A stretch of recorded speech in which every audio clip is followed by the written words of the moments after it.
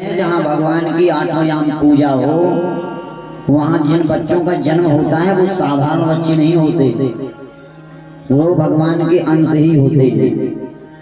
तो आठों याम पूजा करने वाले परम वैष्णव ब्राह्मण के यहाँ एक सुंदर बच्चे का जन्म हुआ। इतना सुंदर रूपवान, बड़े सुंदर केश हैं, नेत्र बहुत सुंदर है, चेहरा बहुत सुंदर है और रसखान तो रूप दर्शक थे।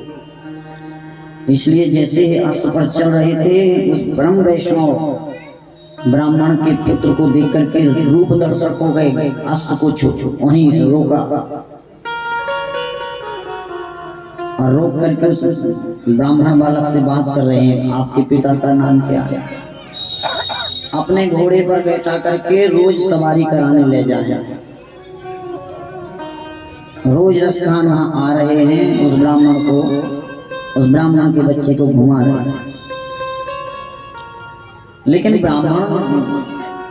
बच्चे, जो ब्राह्मण का परिवार था, उस बच्चे का परिवार था, उस घर के लोग चिढ़ने लगे, ये सरकार का आदमी है और यवन है, मुस्लिम भी है, ऐसा ना हो कि हमारे बच्चे को कोई हानि पहुंचा दे। इस बात से चिंतित थे, लेकिन कुछ कह भी नहीं सकते क्योंकि वो इतना धनवान व्यक्ति है और सरकार के पद पर आसीन है, इसलिए कुछ बोले भी नहीं। उनके गुरुजी वहां पधारे, मुखमंडल पर चिंता कैसी है? महाराज, पठान कुल में उत्पन्न होने वाला एक रसखान है और हमारे बच्चे को रोज ले जाता है, अश्व पर घुमाता है। रूप दर्शक थे, सुंदर वस्तुएं उसको प्रिय थी। इस बात की जानकारी जब रसखान को लगी, कोई बात नहीं, बच्चे के साथ उस वैष्णव ब्राह्मण परिवार के साथ रसखान मात्र एक बार दिल्ली से मथुरा जा रहे हैं। एक बार देखिए, दिल्ली में रह रहे हैं और उस ब्राह्मण परिवार की संगत पा करके रसखान मथुरा आए। और जब नटराज बिहारी जी के रूप को देखा तो सारी रूप दर्शकता अक्षमता हो गई। जहाँ रूपता, जहाँ लावण्यता, जहाँ सुंदरता समाप्त होती है, बिहारी जी वहां से प्रारंभ होते हैं। उस परम सुंदरता को देख करके रसखान वृंदावन ही रुक गए नहीं और वैष्णव धर्म अपनाया। दूसरे, मैं ये कथा मात्र इसलिए सुनाना चाह रहा हूं कि धनवान उच्च कुल में जन्म लेना, व्यवस्थाओं में जन्म लेने के बाद ही भगवान की भक्ति नहीं की जा सकती। हर अवस्था में हर जगह भगवान की भक्ति की जा सकती। कई लोग कहते महाराज हम यज्ञ अनुष्ठान कैसे कराएं, श्री संपन्न हो तब कराएं। एक सुंदर कथा, जाति का चमार है रामदास, नाभादास जी अपने भक्तमाल में कथा लिख रहे हैं। कलयुग में जितने भक्त हुए हैं उन सभी भक्तों की कथा नाभादास जी ने भक्तमाल में लिखी। रामदास नाम है, काम क्या है साहब इनका? महाराज, काम है इनका कि रोज चमड़ा से जूता बनाते हैं और जूता बनाने के बाद जो समय मिलता है, आसपास कहीं कथा हो तो कथा सुनते हैं और कथा में बीच बीच में जब भी ताली बजाने का मौका मिलता है तो उस अवसर को नहीं छोड़ते, झूम झूम के ताली बजाते हैं। और लोग कहते हैं इसको पागल का, ये भैया रामदास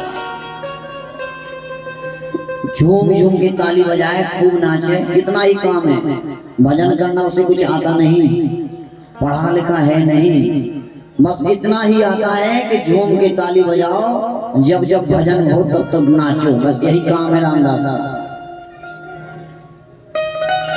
एक दिन कथा प्रसंग में सिंहासन से नाचने गाने के अवसर में सिंहासन से सालग्राम ठाकुर जी खिसके और कथा पंडाल में नीचे आ गया।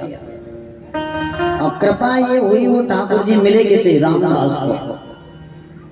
और रामदास ने कहा कि ये चिकना पत्थर है और चमड़ा घिसने के लिए चिकना पत्थर चाहिए।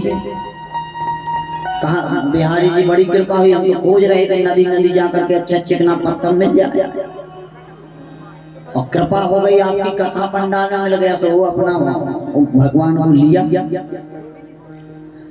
और चला, और सुबह से उठा और चमड़ा को जो घिसने का काम कर रहा है, ठाकुर जी को लेकर के घिस रहा है।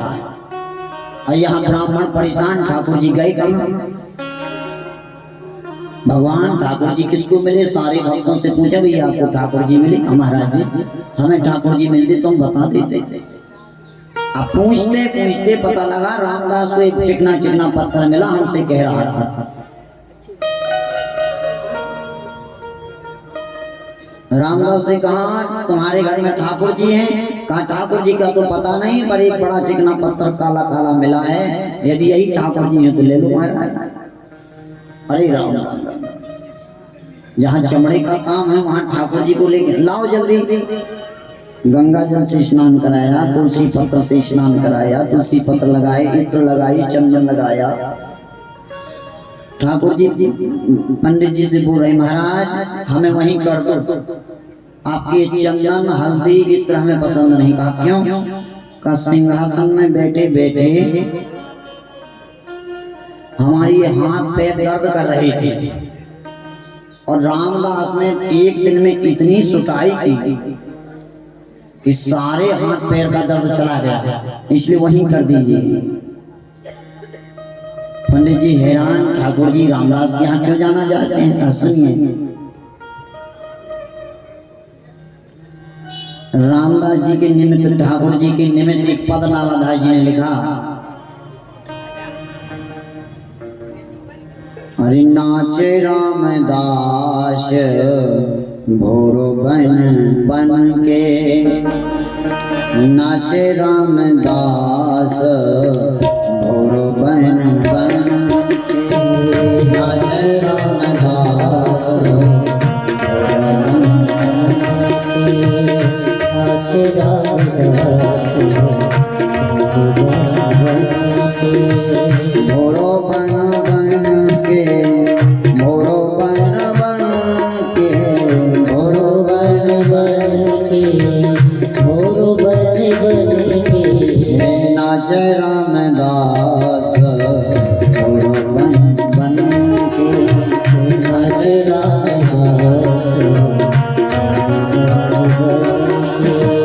कथा समय रामदास हरि पाए, कथा समय रामदास हरि पाए, हरि से ले चमड़ा घिसवाए, हरि से ले चमड़ा घिसवाए, हरि से ले चमड़ा घिसवाए, हरि से नाचे रामदास भोरो बन बन के, नाचे रामदास नाच रामदास भोरो बन बन के, नाच रामदास।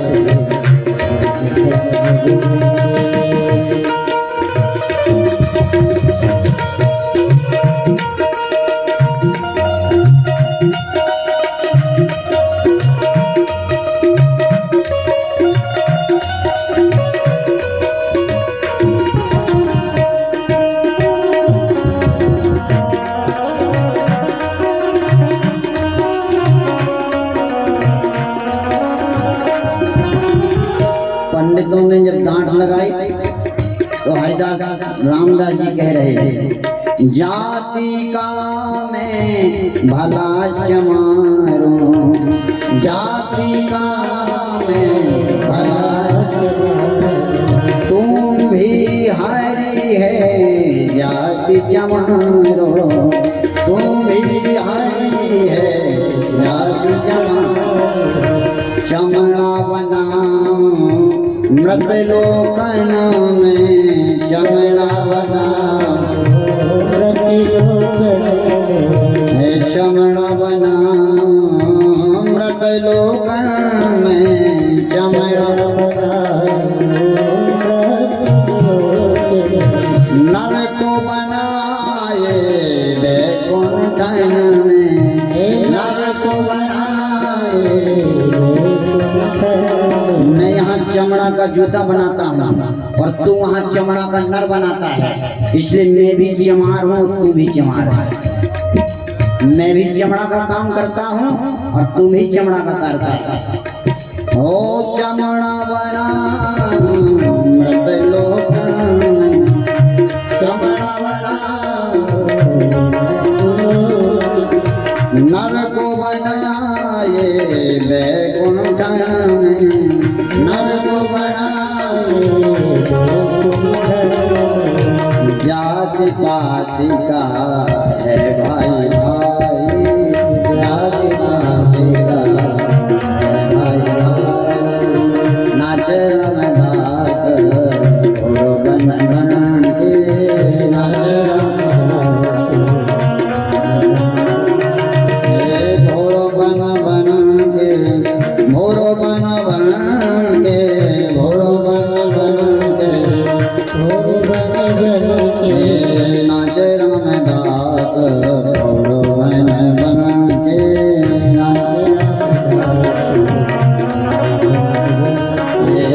नाच रामदास घोड़ो बन बन के नाच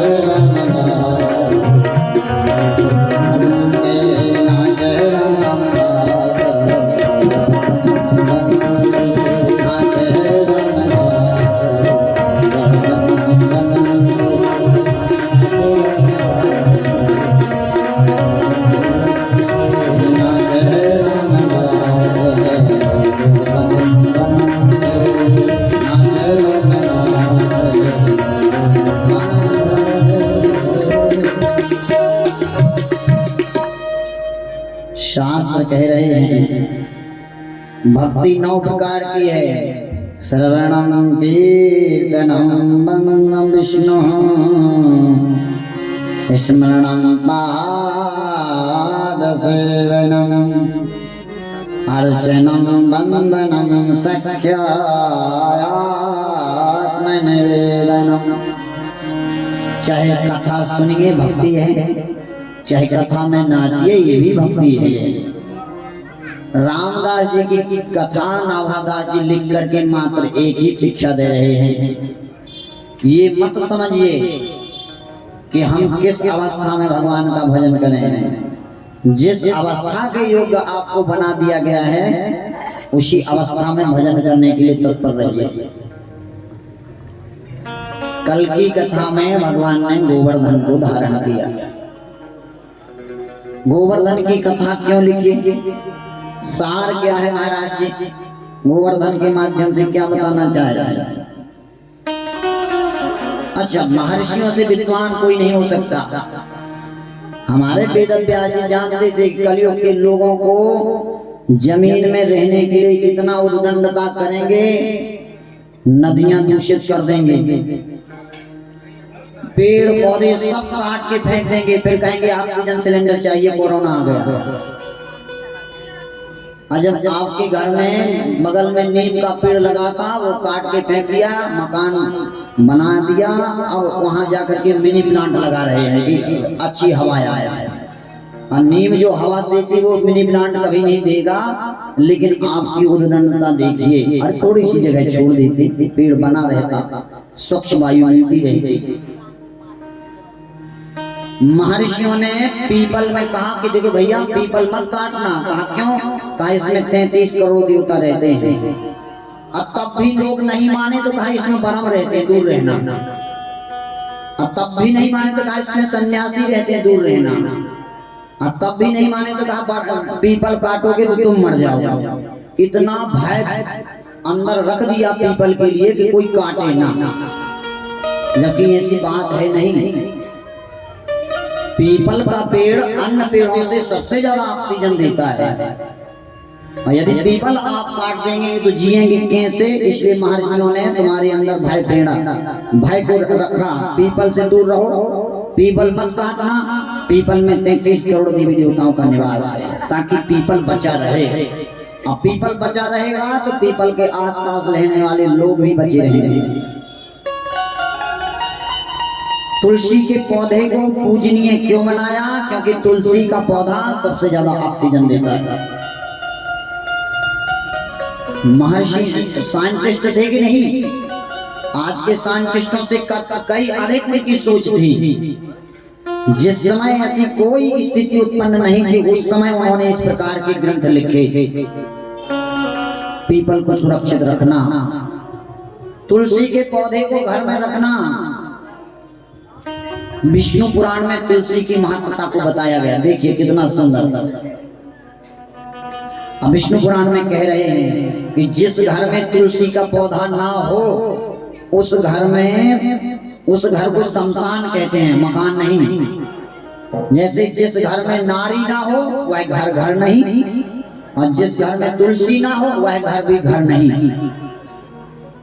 जहाँ नारी हो वहीं घर है, चाहे वो झोपड़ी ही क्यों नहीं। और जहाँ तुलसी हो वहीं आपके लिए सुख है।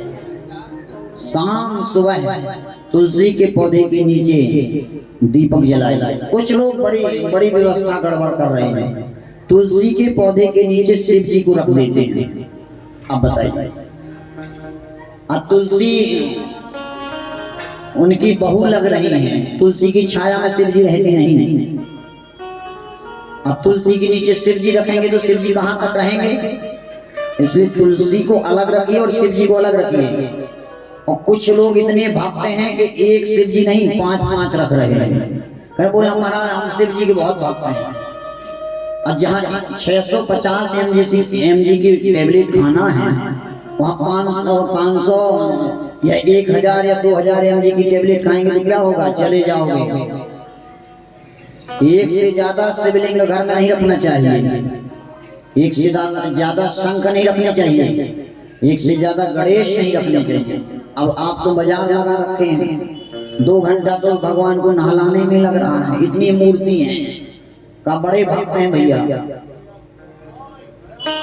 एक देवता की एक ही मूर्ति होनी चाहिए, ज्यादा मूर्तियों से भगवान नहीं आते। और एक से अधिक मूर्ति आपके पास आ जा रही है तो दान कर दीजिए।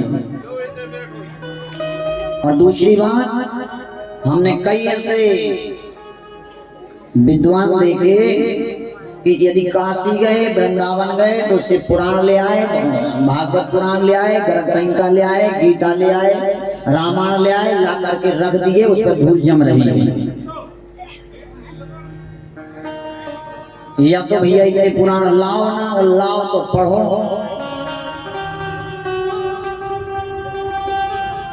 एक बात आपसे कहें, आपका लड़का यदि इंग्लिश मीडियम में पढ़ रहा है ये अच्छी बात है, आपका लड़का बहुत टैलेंट है ये भी अच्छी बात है। लेकिन यदि आपका लड़का संस्कारवान नहीं है तो वो इंग्लिश का पढ़ना, बहुत टैलेंट होना सब निरर्थक है। और संस्कारवान कैसे बनेगा? मोबाइल के देखने से, टीवी के देखने से लड़का टैलेंट या संस्कारवान नहीं बन सकता। हमारे पूर्वजों ने एक प्रक्रिया बनाई थी, क्या? पूरे दिन लड़का पढ़ाई करे, स्कूल जावे, लेकिन शाम को 5 दोहा रामायण का पाठ जरूर करे। रामायण कह रहे हैं आज के बच्चे की दिस इज ओल्ड बुक, कहाँ तक पढ़े? हम तो 11वीं में दूसरी बुक पढ़ते हैं, 12वीं, अब एक ही बुक कहाँ तक पढ़े? एक सज्जन से हमने कहा, भैया रामायण का पाठ अपने बच्चों से रोज घर में कराओ। यदि रामायण का पाठ आपके बच्चे करेंगे तो संस्कारवान बन जाएंगे। वो बोले महाराज जी जरूर कराएंगे। वृंदावन बिहारी लाल की जय हो। बोले महाराज जी जरूर रामायण का पाठ करवाएंगे, लेकिन इस वर्ष नहीं करा सकते। हमने कहा इस वर्ष क्या समस्या है? कहा जिस कमरे में रामायण रखी है वहां फर्नीचर भर गया है। अब फर्नीचर जब वहां से निकलेगा और जब वो रूम खाली होगा तब रामायण निकालेंगे तब पढ़ेंगे। बताइए इतने बड़े ग्रंथ की दशा ये है। इसलिए अपने बच्चों को यदि संस्कारवान बनाना है, अपने बच्चों को यदि सनातन धर्म के मार्ग पर चलाना है तो रामायण का पाठ रोज घर में होना चाहिए। अब वो आप ना करें, बच्चे करें।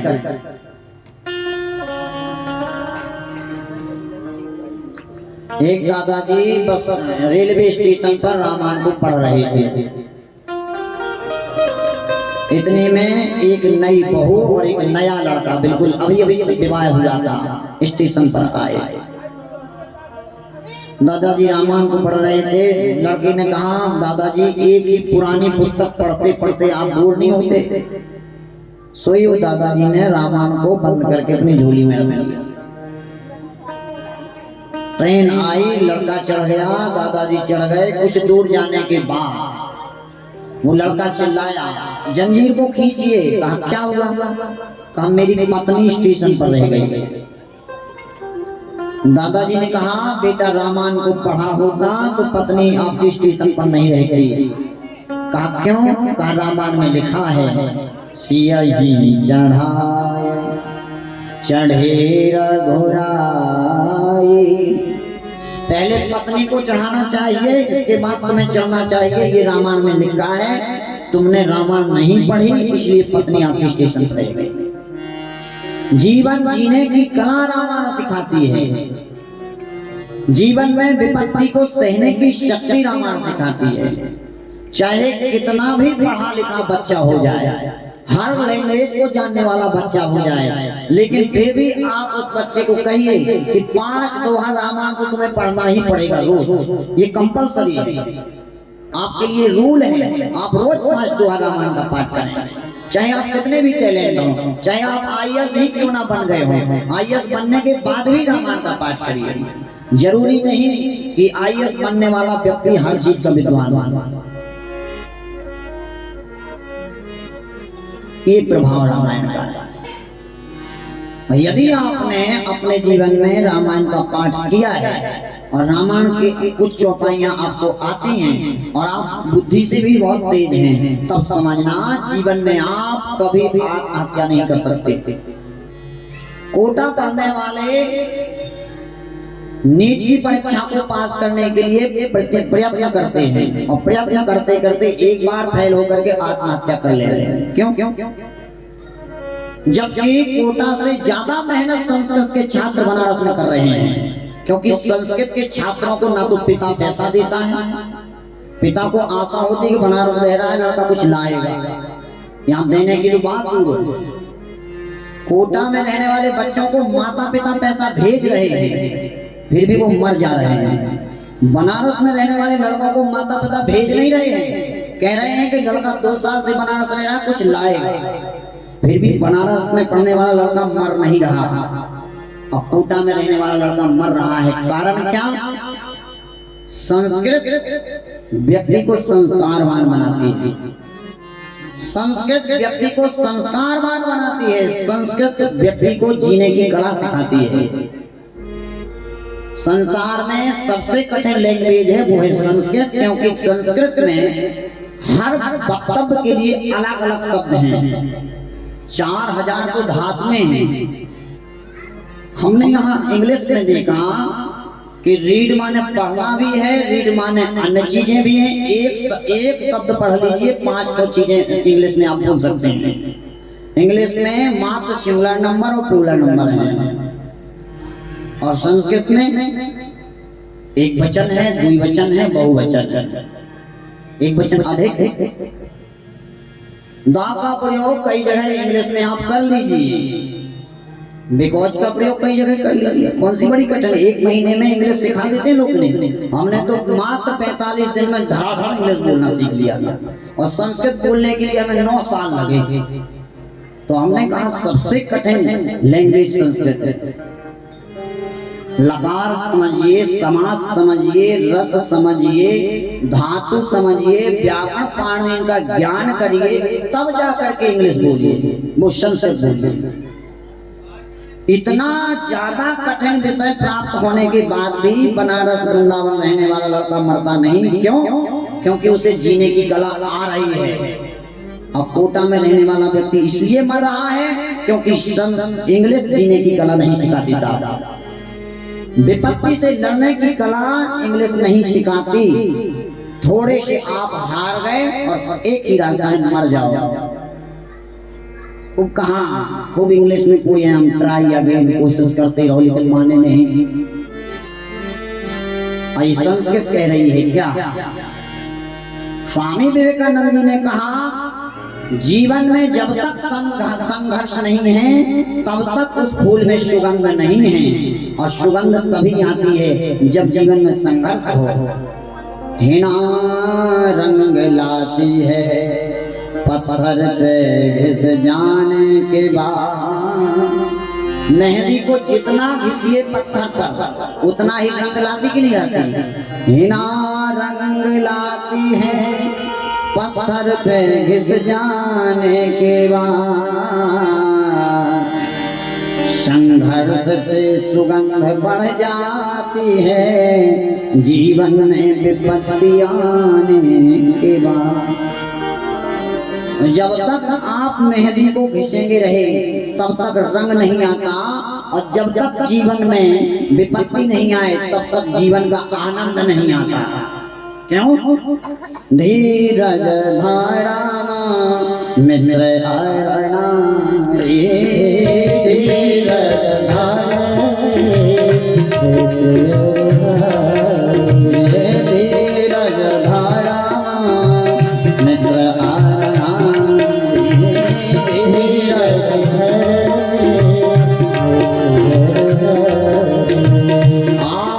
आपातकाल परखिए जानिए, आपातकाल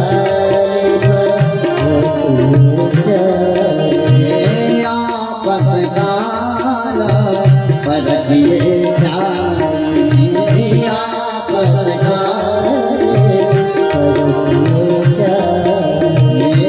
आपातकाल परखिए जानिए। जब तक आपके पास पैसा है, जब तक आप जीवन में पैसे से जी रही हैं, तब तक सारे रिश्तेदार नातेदार आपसे अच्छे से बात कर रहे हैं। और जिस दिन जीवन में विपत्ति आ गई, उसी दिन पता लगता है कि हमारा है कौन और हमारा कौन नहीं है। इसलिए जीवन में एक बार तो विपत्ति का आना अनिवार्य है, अपने की पहचान हो जाती है। इसलिए यदि अपने बच्चे को जीवन पर्यंत जीना सिखाना है, चाहे वो कितने भी बड़े जॉब पर चला जाए। मैंने बड़े से बड़े अधिकारी को देखा है कि उसने विष खा लिया। कुछ दिन पहले ये सूचना निकली थी कि इतने बड़े एसडीएम साहब ने विष खा के आत्मदाह कर लिया। बोलिए क्या कमी थी?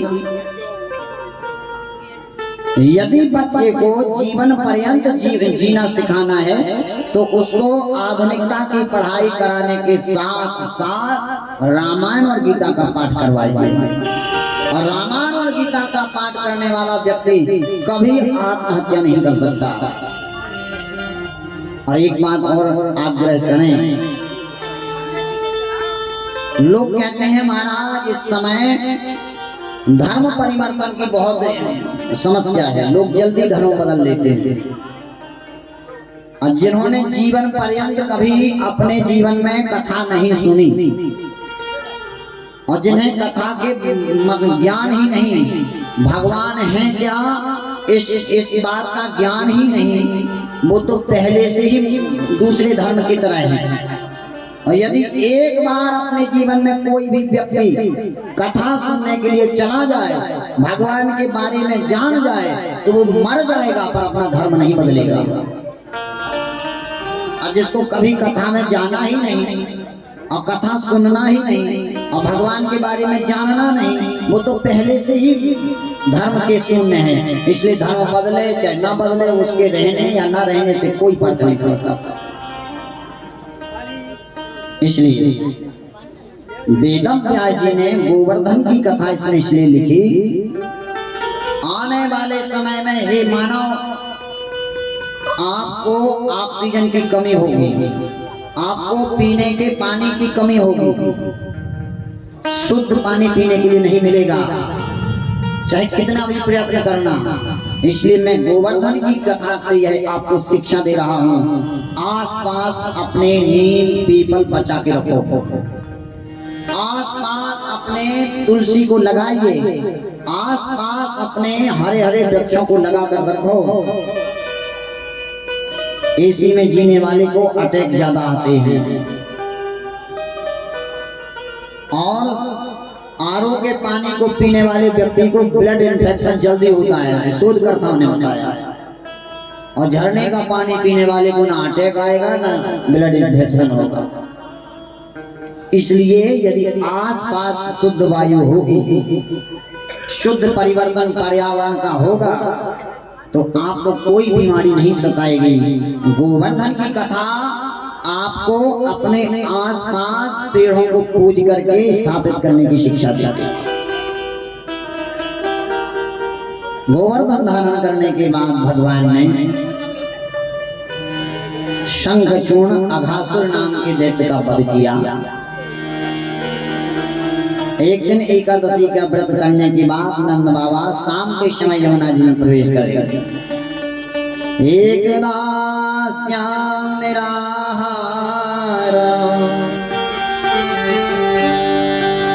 स्वप्नाय जनिता,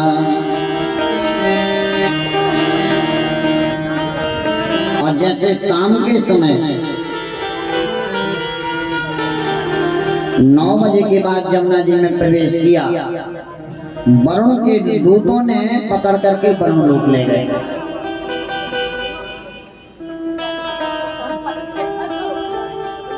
और जब वरुण लोक ले गए, वहां भगवान को पता लगा हमारे पिताजी को वरुण लोक ले गए, भगवान स्वयं गए और वहां जाकर के अपने पिताजी को लाने के लिए वरुण से कहा। वरुण ने भगवान का यथोचित पूजन किया। यहाँ अघासुर निलंबासुर इत्यादि दैत्यों से परेशान होकर के गोकुल वासियों ने कहा कि हम इस गांव को ही छोड़ देंगे। देखिए, पहले लोगों के पास सामान बहुत कम रहता था, बैलगाड़ी में सामान क्या, 1-2 जोड़ी कपड़े, खाद्य सामग्री, पशु लेकर के गांव चेंज कर रहे हैं। और यदि हम और आप एक दिन रूम चेंज करें तो बड़ी बड़ी पिकअप भर जाती है, पूरा दिन लगता है रूम चेंज करने में, इतना सामान।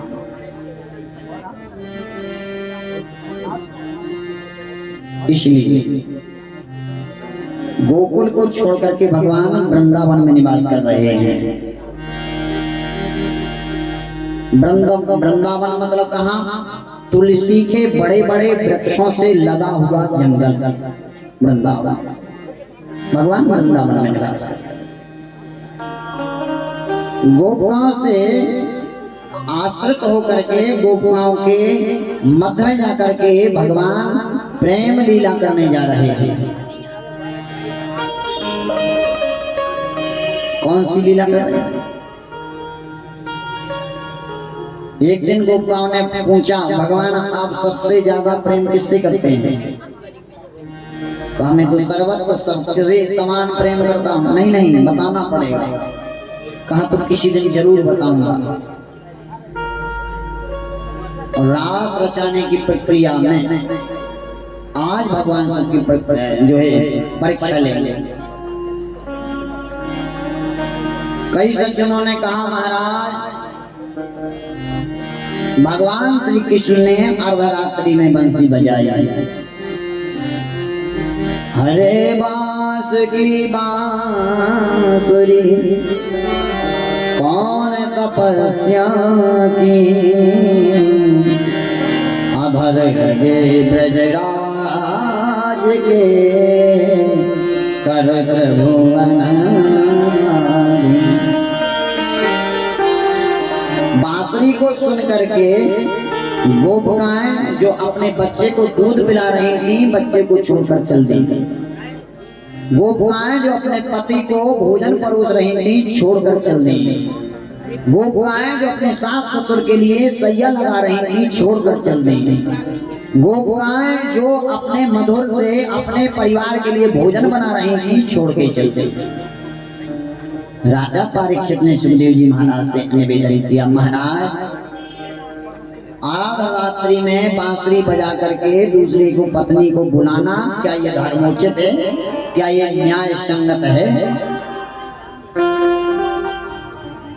अरे किसी और पत्नी ऐसा यदि आगे के लोग देखेंगे तो कहेंगे जब भगवान दूसरे की स्त्री के साथ नाच सकते हैं तो हम क्यों नहीं नाचें? क्या ये न्याय संगत है? कहा नहीं नहीं, सुनिए, यहाँ कोई स्त्री या पुरुष नहीं नाच रही है, यहाँ जीव और परमात्मा नाच रहे हैं। यहाँ जीव और ईश्वर नाच रहा है, हम कैसे माने? कहा सुनो। एक स्त्री ने कहा, सुनिए महाराज, एक स्त्री का पति घर को छोड़ करके परदेश धन कमाने के लिए गया और वो पति पारायणा थी, पतिव्रत का अनुकरण करती थी। अपने पति के परदेश चले जाने पर उसने एक मिट्टी के पति की मूर्ति बनाई और मिट्टी के पति की पूजा करने लगी जब तक पति परदेश में है। एक वर्ष 2 वर्ष के बाद परदेश के उसका पति लौट के आया। तो मैं आपसे प्रश्न करता हूँ, जब मेरा पति लौट आया है तो मैं मिट्टी के पति की मूर्ति को छोड़ दूं या उसकी पूजा करूं?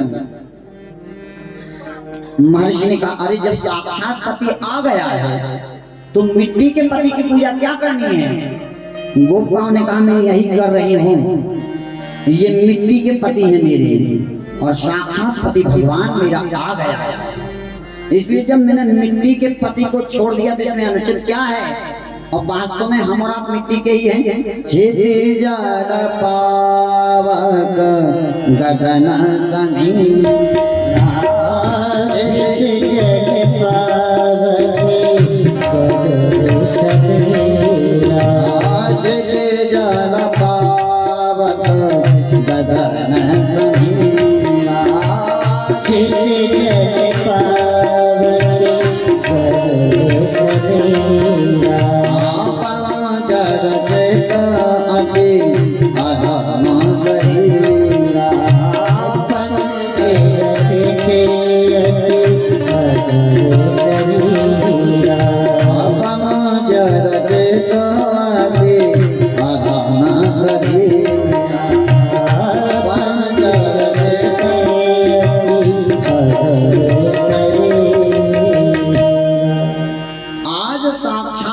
पति मुझे मिल गया है, इसलिए मिट्टी के पति को मैंने छोड़ दिया।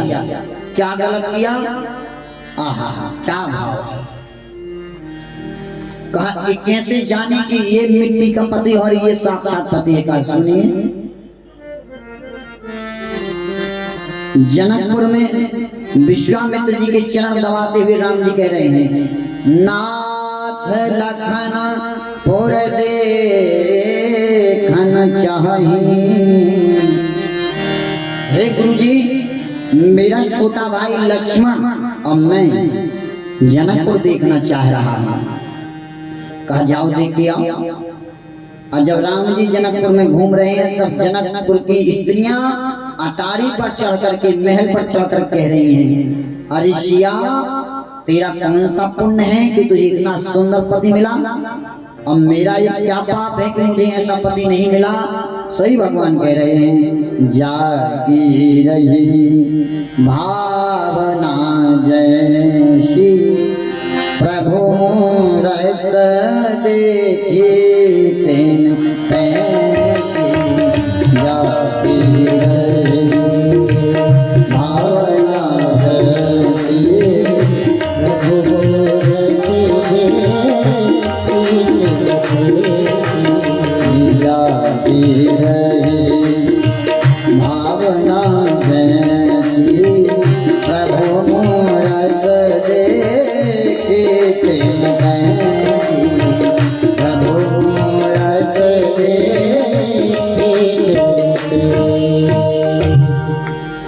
इस जन्म में तो मैं एक ही पत्नी व्रत में हूँ, केवल जानकी ही मेरी पत्नी हो सकती है, लेकिन मैं वचन देता हूँ अगले जन्म में तुम्हें एक दिन के लिए अपना स्वामी बनने का अवसर तुम्हें जरूर दूंगा।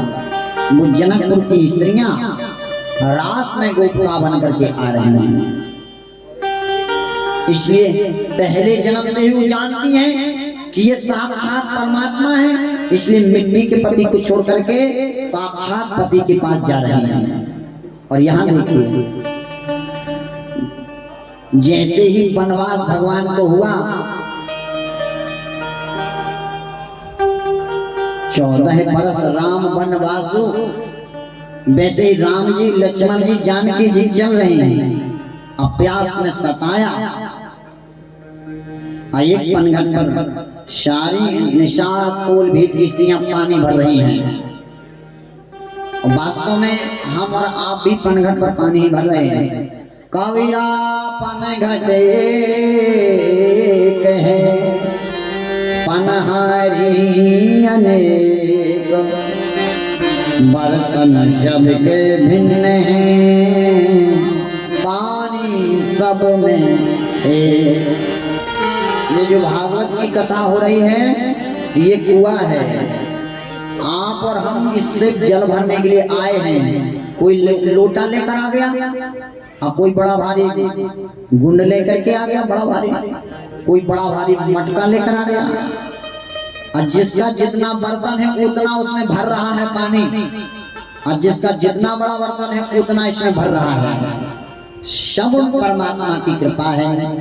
कुएं पर पानी भर रही निकोल भी निषाद की पत्नियों से जल मंगाने के लिए राम जी ने जानकी जी से कहा, जाओ थोड़ा सा जल ले आओ स्त्रियों से। मैया जानकी वहां पहुंच रही नहीं, कहनी कहीं सखी थोड़ा सा जल दे दो, हमें प्यास लगी है। राम जी को रूप को देख करके वो कोल भी निषाद की स्त्रियों ने कहा, प्रभु स्त्रियां कितनी भाग्यशाली हैं कि जंगल में भी आई फिर भी आपके साथ है। हम तो आपके साथ किसी भी कष्ट को सहने के लिए तैयार हैं, बस एक बार अपने साथ आने का अवसर तो दीजिए। वो कौन भील की स्त्रियां माता जानकी से पूछे, तुम्हारे पति हैं कौन, ये बताइए। सनातन धर्म में पति का नाम पत्नी नहीं लेती।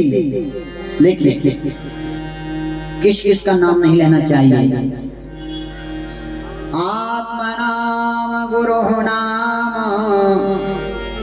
ज्येष्ठ पुत्रम नाम चा, भरतः भरतृ नाम नैवोच्चारेत कदंचन। अपना नाम बार बार नहीं लेना चाहिए, कर लेंगे तो क्या हो जाएगा गुरुजी का आयु छिन्न हो जाएगा। अब गुरुजी का नाम नहीं लेना चाहिए, कर लेंगे तो क्या हो जाएगा, आपकी बुद्धि समाप्त हो जाएगी। और ज्येष्ठ पुत्रम, पहली संतान का नाम नहीं लेना चाहिए। इसलिए हमारे यहाँ पहले बड़े लड़का को ताऊ कहते थे, दादा कहते थे, बड्डा कहते थे, कहते कि नहीं। अब तो लोग किसी चीज को मानने के लिए तैयार नहीं, इसलिए कहा लेंगे तो क्या होगा, कहा संतान दुष्ट हो जाएगा, इसलिए पहली संतान का नाम नहीं लेना चाहिए। अब पत्नी को पति का नाम और पति को पत्नी का नाम नहीं लेना चाहिए, कहा लेंगे तो क्या हो जाएगा महाराज, कहा प्रेम समाप्त हो जाएगा। जैसे कोई पत्नी का ये श्यामू, और श्यामू नाम पति का, लग रहा है जैसे किसी कुत्ता को बुला रही है, प्रेम समाप्त हुआ कि नहीं। अब किसी पत्नी ने कहा ए रानी, अब लग रहा है जैसे कोई नौकरानी को पुकार रहा है, इसलिए प्रेम समाप्त हुआ कि नहीं। इसलिए आत्मा नाम गुरु नाम, ज्येष्ठ पुत्रम नाम जा, भरतः भरतृ नामश्च नैवोच्चारेत कदाचन। अपना नाम, गुरुजी का नाम, पहली संतान का नाम, और पति को पत्नी का और पत्नी को पति का नाम नहीं लेना चाहिए। जानकी जी कह रहे हैं, वो गोरे गोरे जो खड़े हैं हाथ में धनुष्मान लेकर के, हाँ हाँ हाँ हाँ, उनके बगल में जो बरगद के नीचे बैठे हैं सामने सामने, वही मेरे पति हैं। आहा, वो आपके पति हैं। भगवान से प्रार्थना की, सुंदर सावरो श्याम वरण देख मोहित भैना, कृपा करो रघुनाथ जी अवसर दीजिए। और नारियां बोली है, प्रभु हमें भी अपना दासी बना लीजिए। राम जी के कहने पर वो कोल भी निषाद की स्त्रियां आज गोपी बन करके रास में आ रही हैं। आहा, भगवान ऋषियों के आश्रम में गए। भगवान ने ऋषियों को गुरु बनाया, ऋषियों से शिक्षा ली। ऋषियों की पत्नियां, ब्राह्मणों की पत्नियां भी भगवान से कह रही हैं आपकी पूजा करने का अवसर चाहिए, इसलिए वो भी रास में गोपी बन के आ रही हैं। वेद में मंत्र कितने हैं? 1 लाख। 1 लाख मंत्र जब भगवान ने अपनी वाणी से उत्पन्न किए, उन मंत्रों ने कहा प्रभु हम संसार में नहीं जाना चाहते। भगवान ने कहा यदि वेद की ऋचाएं, वेद के मंत्र संसार में नहीं जाएंगे तो ज्ञान नहीं रहेगा। संसार में जितना भी ज्ञान है साहब सब वेद से आया। हर पुस्तक को कोई ना कोई राइटर है कि नहीं? रामायण के राइटर कौन है? कहा वाल्मीकि जी। रामचरितमानस के राइटर कौन है? कहा तुलसीदास जी। भागवत के राइटर कौन है? कहा वेदव्यास जी। कोई भी पुस्तक लीजिए, कोई ना कोई राइटर है। अब किसी ने कहा वेद का राइटर कौन है? कहा पता नहीं कौन। वेद को किसने लिखा? कहा सुनते हैं कि पन्नबद्ध पंक्तिबद्ध वेदव्यास जी ने जरूर किया है, लेकिन ये उनकी रचना नहीं है। तो कहा रचना किसकी है? कहा ये तो भगवान की वाणी से ही निकले हुए मंत्र हैं। ऋषियों ने कहा मंत्र नाम क्यों पड़ा? मनसाम दृष्ट्वा इति मंत्रः। मन की ध्यात्मा से, मन के संकलन करने से भगवान की कृपा से वह मंत्र प्राप्त होंगे, इसलिए मंत्र हैं। लेकिन इनकी रचना किसी ने नहीं की, ये साक्षात भगवान के मुख से ही निकले हुए हैं। कहा यदि तुम संसार में नहीं जाओगे तो ज्ञान कैसे आएगा? जाओ जरूर, पर एक दिन हम तुमको अपना दासी बनाने के लिए बुलाएंगे। वो 1 लाख मंत्र आज गोपी बन गया। लोगों ने कहा महाराज आप चाहे कुछ भी कहें, चाहे वो मंत्र हो, चाहे वो मिथिला की नारियां हो, चाहे वो कोलवीर निषाद की पत्नियां हो, चाहे वो यज्ञ ब्राह्मणों की पत्नियां हों, पर यह नाच तो पुरुष और स्त्री ही रहे हैं ना। कलयुग में इतने ज्ञानवान लोग नहीं रहेंगे, किस बात को समझें? तो कहा एक बात और समझिए। कहा क्या? कहा भगवान की आयु कितनी है जब रास रचा रहे हैं? कंस को मारते समय भगवान की आयु 9 वर्ष और रास रचाते समय मात्र भगवान 8 वर्ष 6 महीने के हैं। 8 साल का लड़का चाहे किसी स्त्री के साथ सोवे, चाहे किसी स्त्री के साथ नाचे, चाहे किसी स्त्री के साथ कहीं जावे, कोई समाज के लोग उसे टोकते हैं क्या? नहीं। कहा जब अपने बच्चे को नहीं टोकते तो भगवान पर चिन्ह, प्रश्न चिन्ह क्यों लगा रहे हो भाई? इसलिए भगवान मात्र 9 वर्ष की आयु में नाच रहे हैं रास में। आहा, 9 वर्ष की आयु में रास रचाने के लिए भगवान। अब भगवान सारी गोपिकाओं को आमंत्रित कर रहे हैं, बंसी को बजा। इतु वेणुरवं राजा,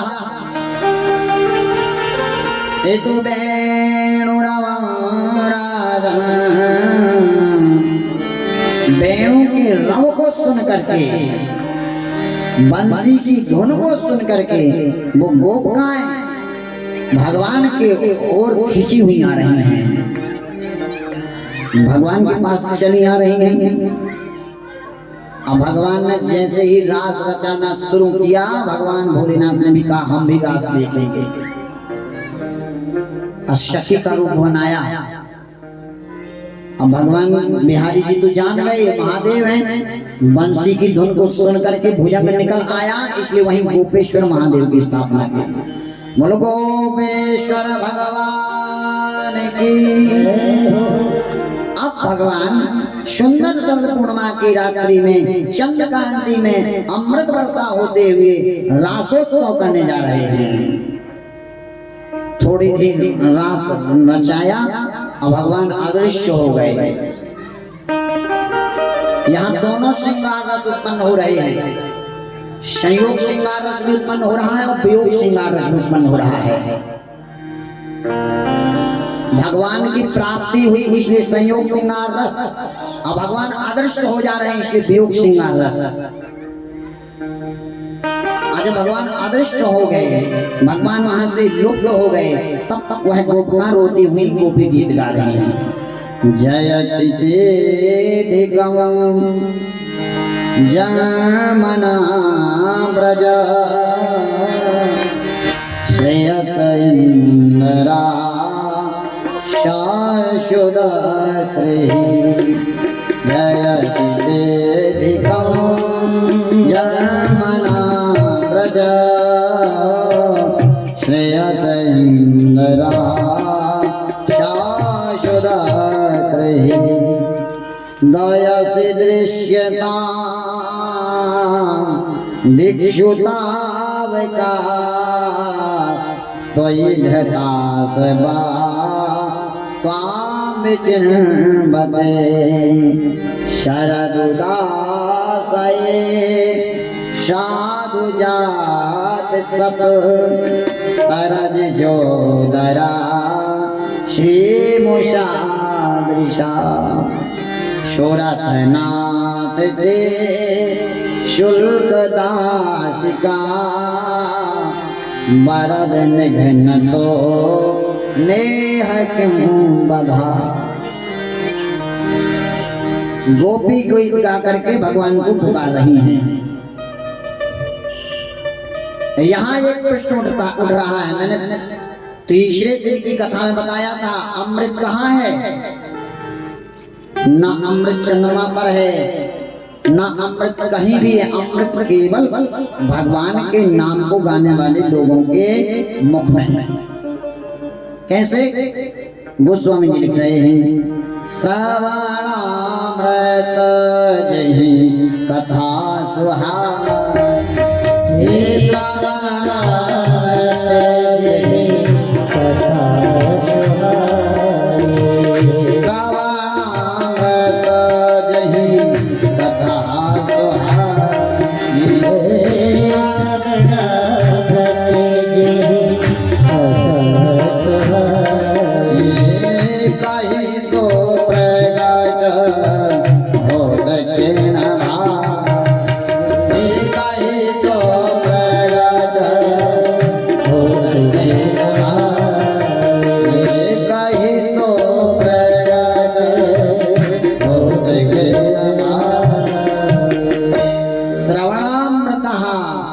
जिसने श्रवण रूपी अमृत पिलाया। जानकी जी कह रही हैं, और जानकी जी की बात कभी असत्य होती नहीं। क्यों नहीं होती? क्योंकि राम जी कह रहे हैं कि मुझे अतिशय प्रिय कौन है? जनक सुता जग जननी जानकी, अतिशय प्रिय करुणा निधान की। अतिशय प्रिय है जानकी जी। अब भरत जी क्या है? प्रिय। सोना हूँ परम प्रिय मोहि तुम भाई। भरत जी प्रिय हैं। और तीसरा कहा कि भरत जी से भी ज्यादा प्रिय कौन है? सुनिए। और जानकी जी से भी प्रिय कौन है? कहा शंकर सम प्रिय मोहे ना कोई। भगवान शिव के समान भगवान राम जी को कोई प्रिय नहीं। इसलिए जानकी जी कभी कभी गलत बात नहीं कह सकती, कह रही हैं कि श्रवणामृत, श्रवण रूपी जो अमृत मुझे जिसने पिलाया वो है कहाँ। इसलिए ये बात प्रमाणता है, ये बात प्रमाण कर रही है कि अमृत कहाँ है, कहा कथा है। अब वेद व्यास जी लिख रहे हैं तव कथा अमृतम तप्त जीवनम, तव कथा अमृतम तप्त जीवनम, तव कथा अमृतम तप्त जीवनम।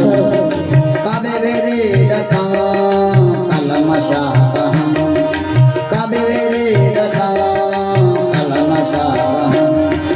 तव कथा तप्त जीवनम, तव कथा तप्त जीवनम। कवि विरतम कलमशापहम, कवि विरतम कलमशापहम। श्रीमदाततं श्रवणमङ्गलं, श्रीमदाततं भोगिनन्ति ते भूरिदा जना, भोगिनन्ति ते भूरिदा जना। तव कथामृतं तप्त जीवनं, तव कथामृतं, तव कथामृतं तप्त जीवनं।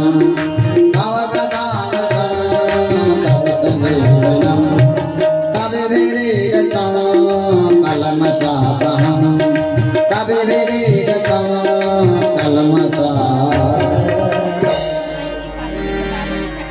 बोलो वृंदावन बिहारी लाल की जय, जय जय श्री राधे। इसलिए अमृत कहाँ है, का भगवान की कथा ही अमृत है। रामचरितमानस में गोस्वामी तुलसीदास जी भी कथा को अमृत कह रहे हैं और भागवत का वेद व्यास जी भागवत में गोपी गीत में भी कह रहे हैं तव कथामृतम तप्त जीवनम। मैं कथा रूपी अमृत पा करके एक तृप्त हो गया। कवि विरतम कलमशापहम, कहा ये कथा रूपी अमृत करता क्या है, का सारे जीवन के कलमशापहम, सारे जीवन के पापों से मुक्त कर देता है। भगवान प्रकट हुए और प्रकट होकर के सारी गोपिकाओं के बीच में भगवान श्री बाल बिहारी जी रास की नृत्य क्रिया कर रहे हैं। गोकुल में देखो, वृंदावन में देखो, राधा बंसी बाजे, श्याम संग राधा नाचे।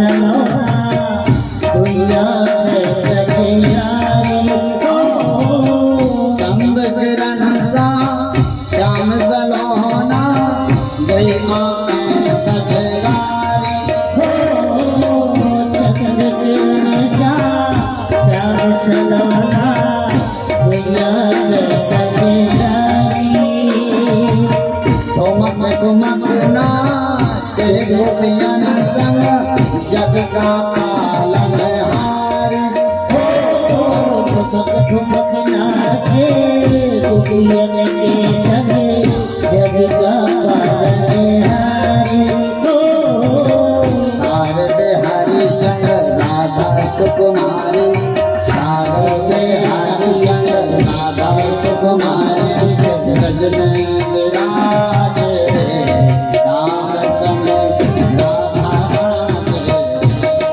श्याम संग राधा नाचे श्याम संग राधा नाचे गोकुल में देखो वृंदावन में देखो मुरली बाजे श्याम संग राधा राजे जय हो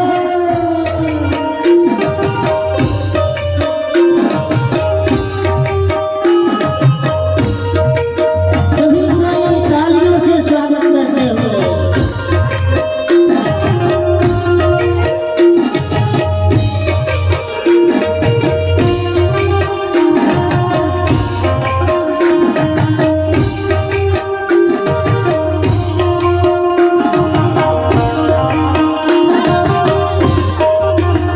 छम छम नाचे राधा रानी सुन करनी मुरलिया हो छम छम नाचे राधा रानी सुन कर के मुरलिया हो छम छम नाचे राधा रानी सुन के मीठी मुरलिया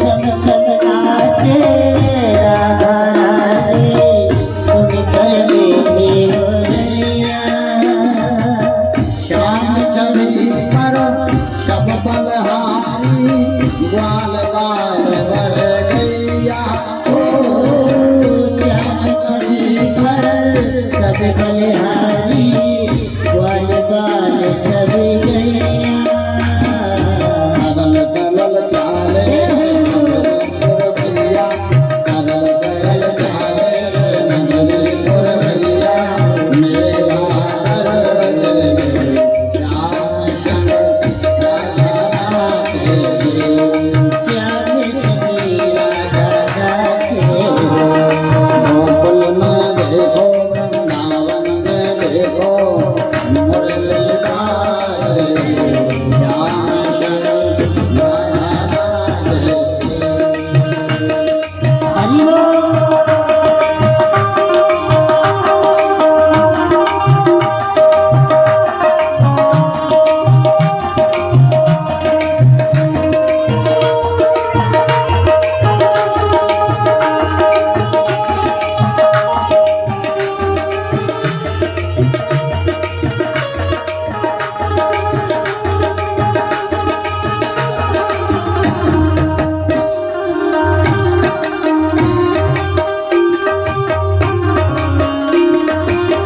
क्या बात है जय हो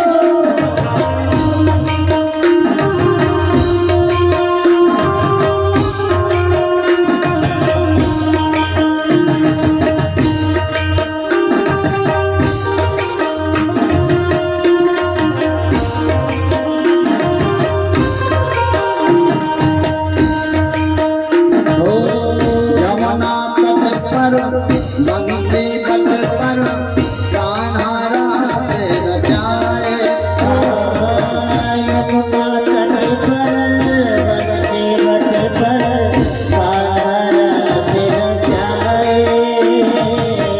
यमुना तट पर बंसी बट पर कान्हा रास रचाए यमुना तट पर बनसे बट पर साधारा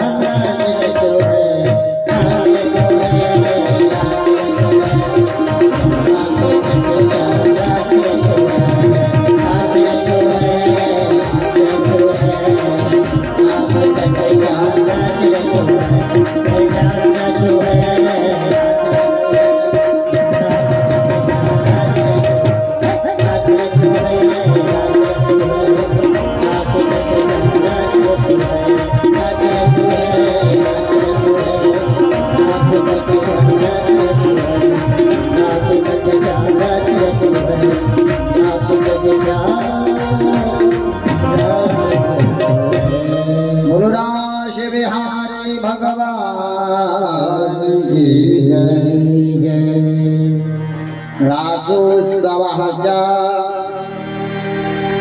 परम उत्सव में भगवान त्रिपुरारी भगवान विश्वनाथ भी सम्मिलित हुए। इस रास अध्याय रास पंचाध्याय दिवस में परम ज्ञानी अद्वैत व्यक्ति भी विमोहित हो जा रहे हैं। रास रचाने के बाद भगवान वृंदावन में आनंद से निवास कर रहे हैं। उसी समय केशी नाम के दैत्य आए, उनका भी बल किया। केशी दुकंस प्रहिता घोरे मही महायो निर्यजना मनोजवा शटा बभूता भ्रमे बभूता प्रेमानन संकुलम कुर्वन्नभो शतभीषिता खिला केशी दुगंध प्रहिता घोरे मही। कंस के कहने पर केशी नाम का दैत्य आया, भगवान ने उसका वध कर दिया। व्योमासुर नाम का दैत्य आया, भगवान ने उसका भी वध कर दिया। जब प्रशंसा किसी व्यक्ति की बढ़ जाए, बोलो वृंदावन बिहारी लाल की जय।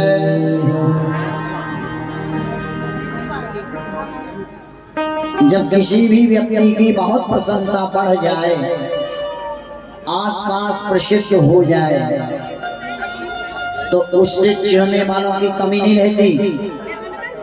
भगवान की प्रशंसा बढ़ी और जब कंस के कानों तक यह बात पहुंची और सारे उसके प्रयास उनको मारने के विफल हो गए, तब उन्होंने अपूर जी को बुलाया और कहा गच्छे नंद ब्रजं तत्र श्रुतावानक दुंधवे आशाते तविहानेन रथेना नायमातिरं गच्छ नंद ब्रजं तत्र श्रुतावानक दुंधवे। हे अपूर जी जाइए। कहा कहाँ? कहा ब्रज में। ब्रज में जाकर के कृष्ण और बलराम को यहाँ ले आइए। कहा किस लिए लाना? कहा मैंने सुना है कि कृष्ण और बलराम बहुत ही पराक्रमशाली हैं। इतने पराक्रमशाली होने के कारण उनको मैं मल्ल प्रतियोगिता में बुलाना चाह रहा हूँ, इसलिए मल्ल प्रतियोगिता में आ जाएं। यदि मल्ल प्रतियोगिता जीत गए तो पुरस्कृत किए जाएंगे। और मल्ल प्रतियोगिता का बहाना है केवल शत्रुओं को मारने के लिए अपने पास बुलाना है। अपूर जी जैसे ही वृंदावन में जा रहे हैं, अब वृंदावन पहुंचते ही शाम के समय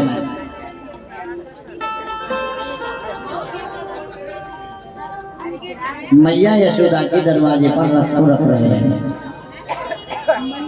बाबा धीरे धीरे आया, अपूर जी का स्वागत किया, जलपान किया, बैठाया। मैया यशोदा दरवाजे में ऊँट में खड़ी हो गई। अपूर जी की बात को सुन रही हैं। अपूर जी ने कहा, बाबा ने कहा हमें बुलवा लेते, आप क्यों आए? कहा महाराज काम ऐसा है। कहा क्या काम है? कहा कंस ने कृष्ण और बलराम को बुलवाया। किस लिए? मल्ल प्रतियोगिता में। देखिए भगवान भाव से प्रकट हो रहे हैं। यहाँ भाव प्रकट क्या हो रहा है? मैया भगवान को यहाँ पुत्र मान रही है, इसलिए मैया को पुत्र की रहस्य दे रहे हैं। गोपिकाएं प्रियतम मान रही है, इसलिए प्रियतम का सुख दे रहे हैं। सखा जो है मित्र मान रहे हैं, इसलिए मित्र का सुख दे रहे हैं। ये केवल त्रेता द्वापर और सतयुग में नहीं होता, ये कलयुग में भी हो रहा है। कहा कैसे हो रहा, हम कैसे माने, का सुनिए।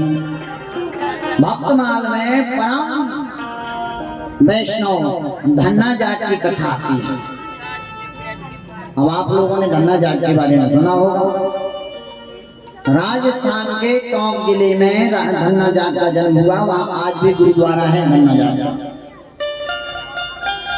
छोटे से बच्चे हैं धन्ना, और उनके घर में एक गुरुजी पधारे। बच्चा देख रहा है दूर से, गुरुजी ठाकुर जी को स्नान करा रहे हैं, चंदन लगा रहे हैं, वस्त्र पहना रहे हैं। धन्ना ने कहा ऐसे ठाकुर जी हमें भी मिल जाए तो हम भी महाराज जी की तरह रोज पूजा करें। एक ठाकुर जी महाराज जी से मांग ही लेंगे। पूजा करके महाराज जी जैसे ही निवृत्त हुए, कहा गुरुजी हमारी एक प्रार्थना है। कहा क्या? कहा एक ठाकुर जी हमको दे देंगे। महाराज जी ने कहा अभी बच्चा है, ठाकुर जी को लेगा, कुछ समय तक खेलेगा और फेंक देगा, इसलिए झूठे ही एक पत्थर उठा के दे दिया, लो ये ठाकुर। धन्ना जाट ने तो समझा कि गुरुजी ने वास्तविक भगवान को दिया, सोई सिंहासन बनाई, और सिंहासन बना करके उसमें ठाकुर जी को चंदन लगाया,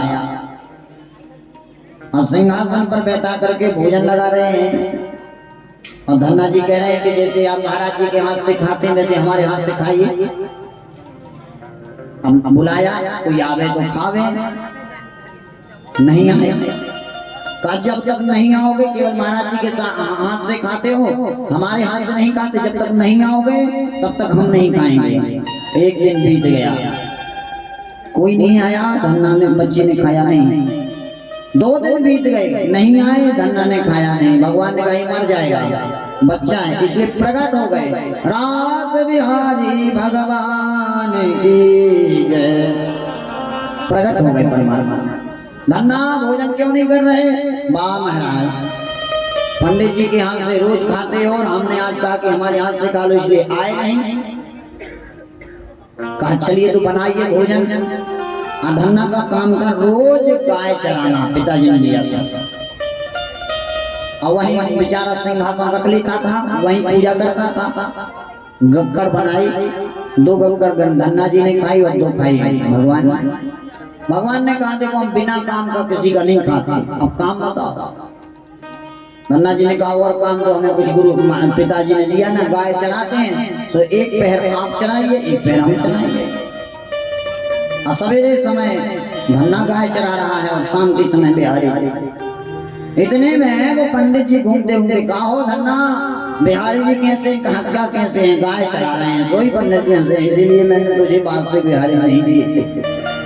गाय चरा रहे? हाँ, एक समय वो चराते हैं, एक समय हम चराते हैं।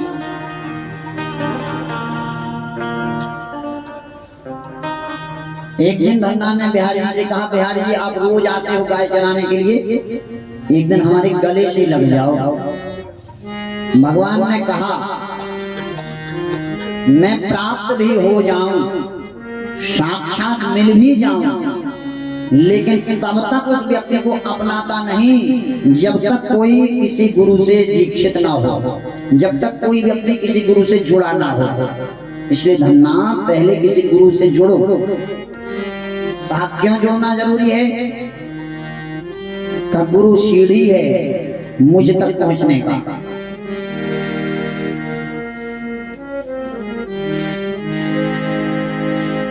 अब धन्ना दौड़ते दौड़ते गए काशी में, माधवाचार्य जी महाराज से दीक्षित हुए और लौट के आए। कुछ दिन वहां रहे, पढ़े लिखे मित्र बन गए, लौट के आए, थोड़ा अवस्था भी बढ़ गई। बिहारी जी का आना बंद हो गया गले लगने के बाद, लेकिन प्रभाव ये हुआ धन्ना के ऊपर कि अब जो मैंने सो दान कर दे, जो भी दरवाजे पे आवे तो उसे खाली हाथ ना छोड़े। एक दिन पिताजी ने कहा तुम बड़ा दानी है, आज 1 रुपया तो कमाता नहीं है और दान करने में आगे है, इसलिए आज के बाद 1 रुपया भी दान नहीं करना। ये गेहूं मैंने तेरी बैलगाड़ी पर रख दिए हैं, इसको लेकर के नदी वाले खेत में बुआई करवा दे। धन्ना ने गाड़ी पर गेहूं रखे, चला। वहां काशी से कुछ पंडित आए, कहा महाराज कहाँ जा रहे हो? कहा भैया यहाँ हमारे गुरु भाई रहते हैं धन्ना, उनके यहाँ जा रहे हैं, उनके यहाँ को भोजन करेंगे। इस धन्ना का ये बड़ी समस्या। अब ये पिताजी ने कहा है कि 1 रुपए दान मत करना, किसी साधु संत को यहाँ नहीं ठहरने देना। और अभी अभी इतने साधु पधार गए, अब क्या करें?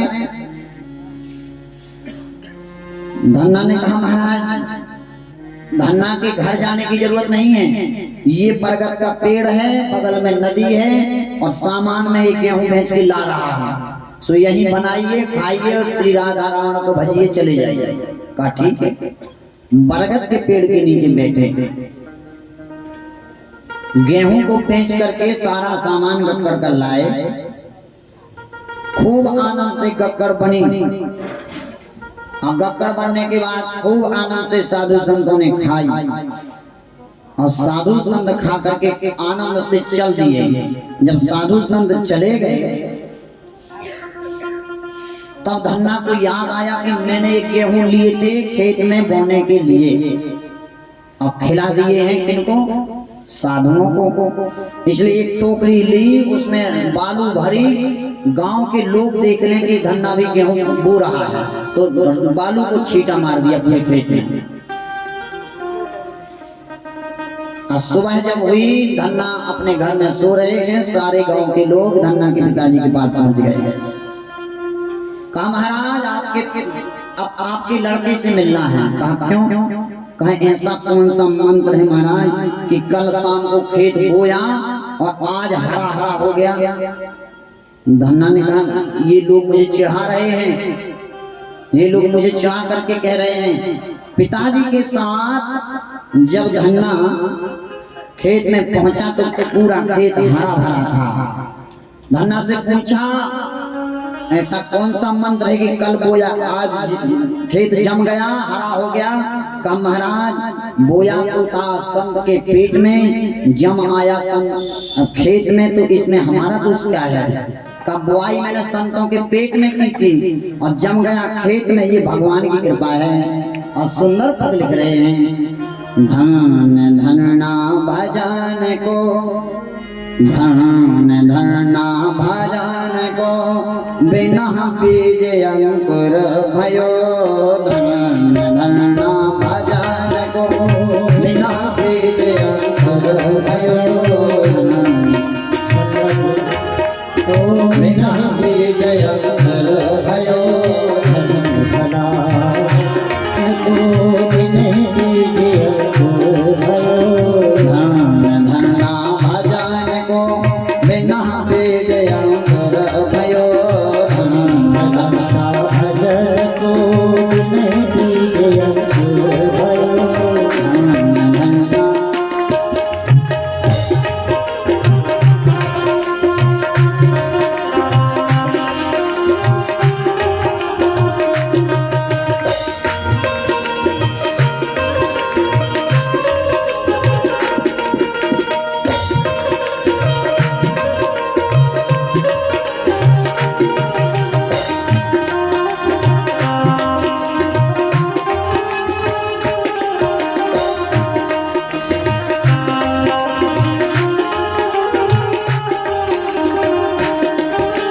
घर आए हरिदास नहीं गोधूम चराए।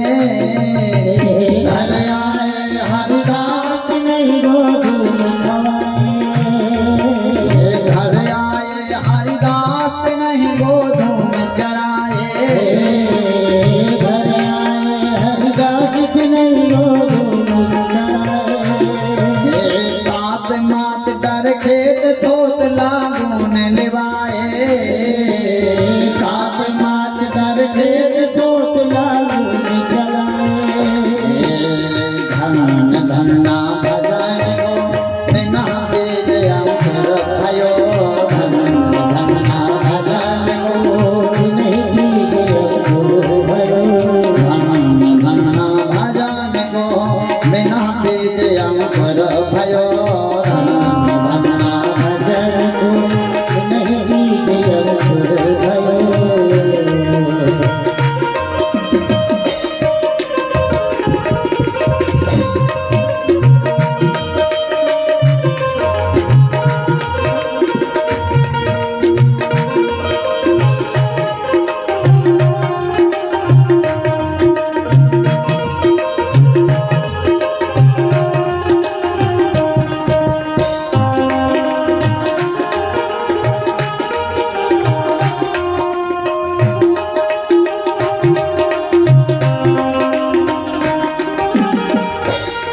वे धन्ना के आसपास जिनके खेत हैं वो क्या कह रहे हैं? आसपास कृतकार सब खेती की करत बड़ाई, आसपास कृतकार खेती की करत बड़ाई, आसपास कृतकार खेती की करत बड़ाई, आसपास कृतकार खेती की करत बड़ाई। भजन भजे की रीत है भैया, भजन भजे की रीत है भैया, भजन भजे की रीत है भैया, भजन भजन की रीति है भैया, प्रगट परिति जाए धन्ना भजन को बिना बीजया कर भय, धन्ना के भजन को नहीं बीजे भय, धन्ना भजन को बिना बीजया कर भय, धन्ना के भजन को नहीं बीजे भय। लोग क्या कह रहे हैं? धन्ना ने बताया कि मैंने बोया था संतों के पेट में और जम आया खेत में, तो लोग कह रहे हैं अचरज मानत जगत सब कहूँ निपजो कहूँ भयो, अचरज मानत जगत में अचरज मानत जगत सब कहूँ निपजो कहूँ भयो, अचरज मानत जगत में हे भगन भजे की रीत है भैया, भगन करे की रीत है भैया, प्रगट परिति जाए धन्ना भजन को बिना बीजया कर भयो, धन्ना भजन को बिना बीजया कर भयो, धन्ना भजन को बिना बीजया कर भयो,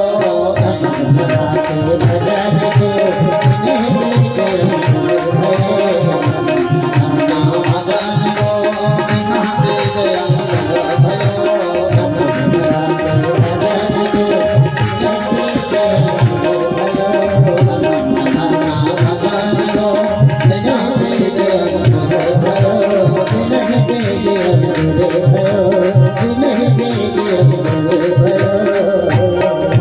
नरराज बिहारी भगवान की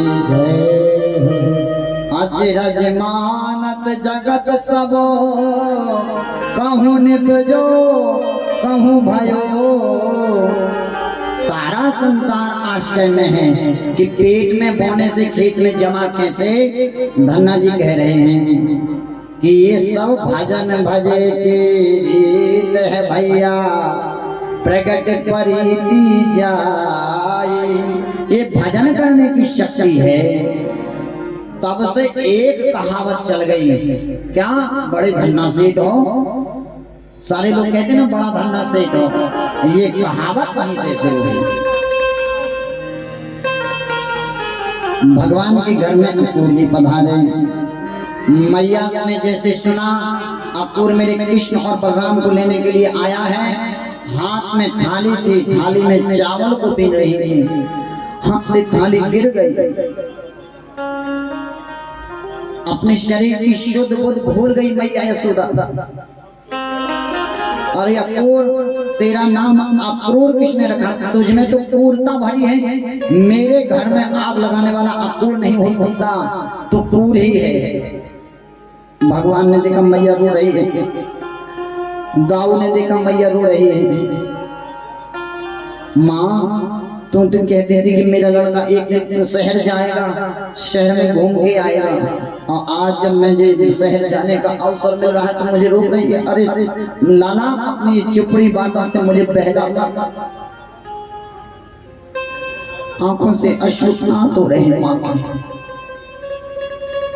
मैया यशोदा कह रही, कन्हैया तू इस अक्रूर की बातों में मत आ, मेरे जीवन से दूर मत जा, तुझे जाने के बाद ये कंस मार देगा। अरे मैया समझी नहीं, मैं अग्नि पी गया, कालिया नाम को नाथ लिया, पर्वत को उठा लिया, फिर भी कंस मुझे मारेगा।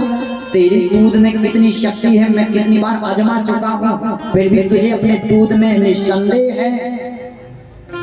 संदेह नहीं खाना, पर मन घबराता है। नहीं नहीं मैया मुझे जाने दे। मैया बार बार कह रही है, क्या इठलावे चंद्र रे, देख जीवन को भेद, हंसना छोड़ दूसरों पर, सबका दिन भी। अरे चंद्रमा मुझे देख देख कर हंस मत। संसार में यदि दूसरे को देखकर जो लोग हंसते हैं, वो ये निश्चित हो जाइए एक दिन आपके जीवन में विपत्ति आने वाली है। इसलिए किसी को देखकर हंसना नहीं चाहिए, और जो दूसरों को देख करके हंसते हैं उनके जीवन में भी विपत्तियां ही विपत्तियां आती हैं। मैया ने घी की पूड़ी बनाई, अपने एक कपड़े में बांध करके कन्हैया को दिया। सारे गांव वालों ने बैलगाड़ियां सजाई, पीछे पीछे भगवान के चल रहे हैं। रथ को आगे बढ़ाया, रास्ते में सारी गोपिकाएं खड़ी, नहीं जाने देंगे। भगवान रथ से आए,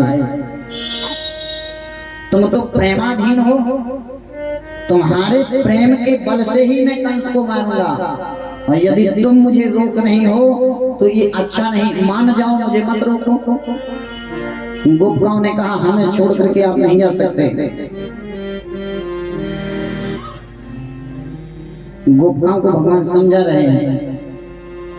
जब नहीं माने तो गोपिकाओं ने कहा,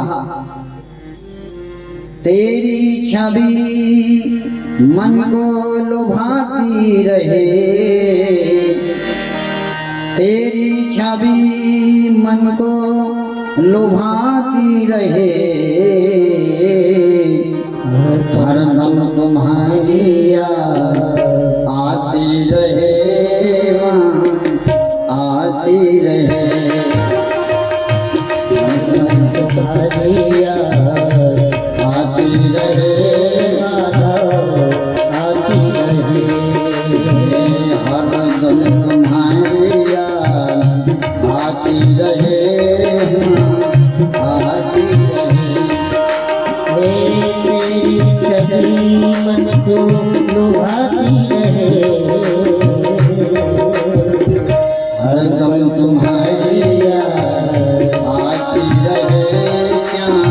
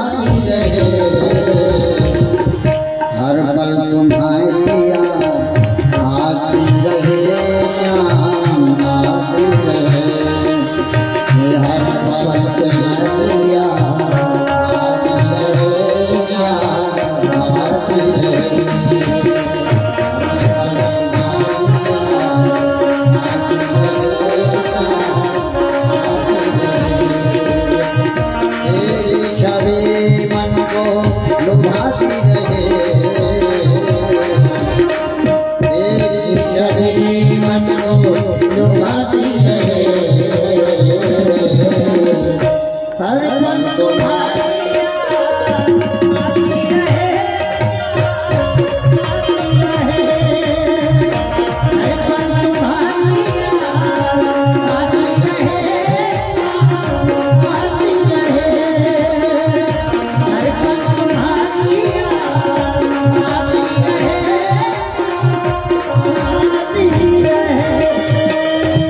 रास बिहारी भगवान गोपिकाओं को समझा करके भगवान का रथ जैसे आगे बढ़ा।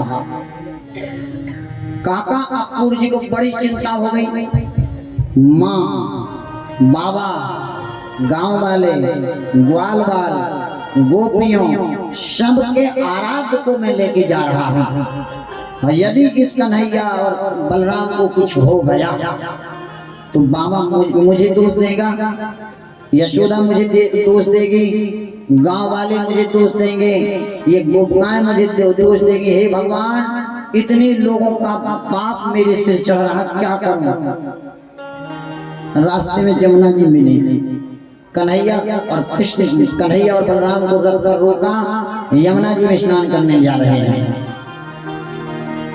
और जब यमुना जी में स्नान करने के लिए अपूर जी ने प्रवेश किया, भगवान ने वही लीला रची जो लीला कौशल्या के साथ रच रहे हैं। यहाँ वहाँ दो बालक देखा, यहाँ वहाँ दो बालक देखा, मत भ्रम मोर ध्यान देखा, यहाँ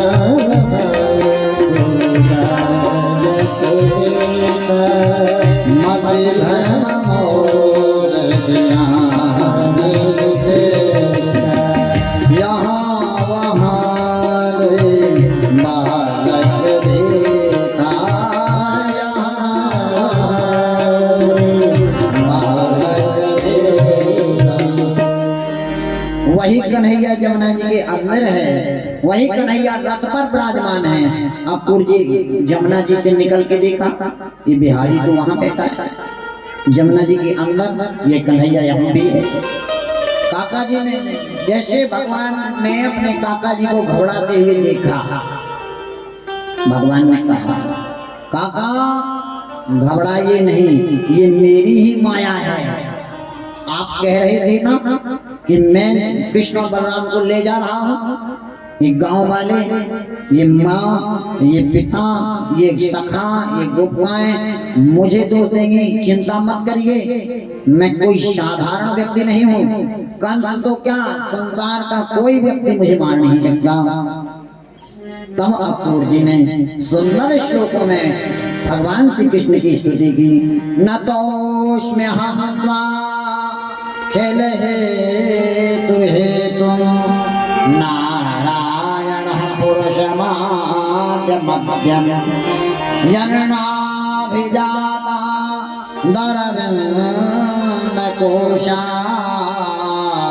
ब्रह्मा विराशी यतयेश लोका, न तोष्म्यहं खेल है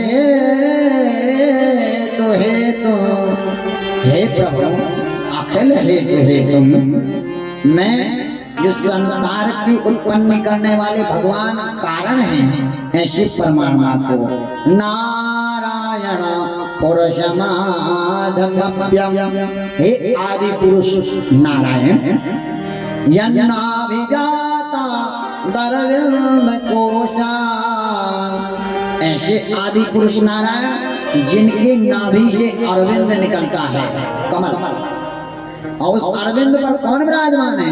ब्रह्मा विरासी यतयेश लौका, भगवान आदि पुरुष नारायण जो संसार के उत्पन्न करने के हेतु हैं, जिनके नाभि से कमल निकल करके जिस कमल पर ब्रह्मा विराजमान हैं, ऐसे भगवान को मैं प्रणाम कर रहा हूँ। यन्नाभिजाता दरविंद कोशा, ब्रह्मा विरासी यतयेश लोका, हे नारायण, हे प्रभु, मेरा प्रणाम स्वीकार कीजिए। काका जी घबराना नहीं, संसार की कोई शक्ति मुझे नहीं मार सकती। रथ पर भगवान विराजमान है। काका ने स्नान किया, रथ को चलाए, मथुरा में प्रवेश कर रहे हैं। जैसे मथुरा में प्रवेश किया, काका जी रथ रोक दीजिए, हमारे पीछे ग्वालवाल आ रहे हैं और उनके साथ हम मथुरा घूमेंगे। बहुत दिन बाद शहर आए हैं सारे ग्वालवाल और भगवान मथुरा में प्रवेश किए और घूमने के लिए चले। और जैसे घूमने के लिए निकल रहे हैं तो मथुरा वासी उन पर हंस रहे हैं। कहा कन्हैया बात बिगड़ गई। कहा क्या हुआ? शहर में आ तो गए पर शहर जैसी ड्रेस नहीं है। तो कहा कोई बात नहीं, मामा जी का घर ना है, अब मामा जी के घर में किसी बात की कमी थोड़ी है, चलो।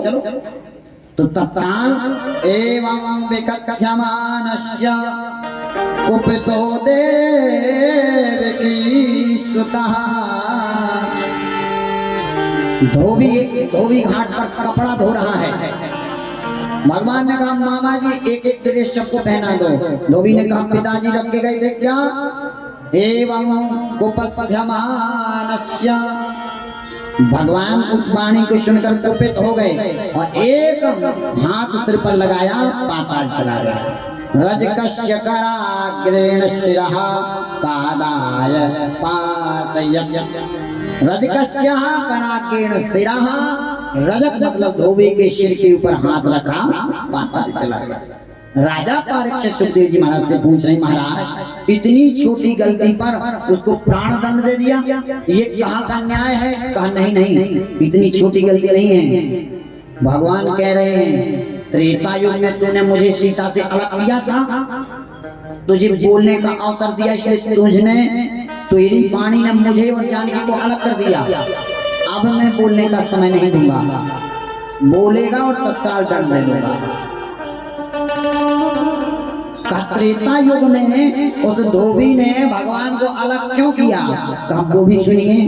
छोटी सी किशोरी मेरी अंगना में खेल रे, छोटी सी किशोरी मेरी, छोटी सी किशोरी मेरी अंगना में खेल रे, छोटी सी किशोरी मेरी अंगना में खेले रे, अंगना में खेले रे, छोटे से किशोरी मेरे अंगना में खेले रे, छोटे से किशोरी मेरे अंगना में खेले। मैया जानकी जी जनक जी के आंगन में खेल रही हैं और एक तोता और एक मैना वहां आए। जानकी जी को अच्छी लगी तोता मैना, का पकड़ो और पिंजरे में रखो। पिंजरे में रखा, खाना खिलाते समय तोता तो उड़ गया, मैना बची। मैना ने विनती की जानकी मुझे छोड़ दो, मैं गर्भावस्था में हूँ। जानकी जी ने कहा नहीं छोड़ूंगी। और जब नहीं छोड़ा तो मैना सिर पटक पटक करके वहीं प्राणांत कर दिया। मैना ने अपनी पत्नी को मृत देख करके उस तोता ने वृक्ष पर बैठ करके श्राप दिया, जैसे मेरी पत्नी का वियोग गर्भावस्था में तुमने कराया है, वैसे मैं भी तुम्हारी गर्भावस्था में तुम्हारे पति से वियोग कराऊंगा। वही तोता धोबी बना। चली कोई बात नहीं, ड्रेस तो पहन ली और ड्रेस पहन करके भगवान चले। और जब ड्रेस पहन के चले तब लोग और हंस रहे हैं। कहा कन्हैया अब तो और लोग हंस रहे। कहा क्यों? कहा पीछे का रास्ता बिना झाड़ू लगाए साफ हो रहा है, इतने बड़े बड़े कपड़े हैं। अच्छा ततस्तो बाय कहा प्रीत तयो वेशमकल्पयत् विचित्र वर्णश्चैले हेरा कल्पैरनुरूपतः।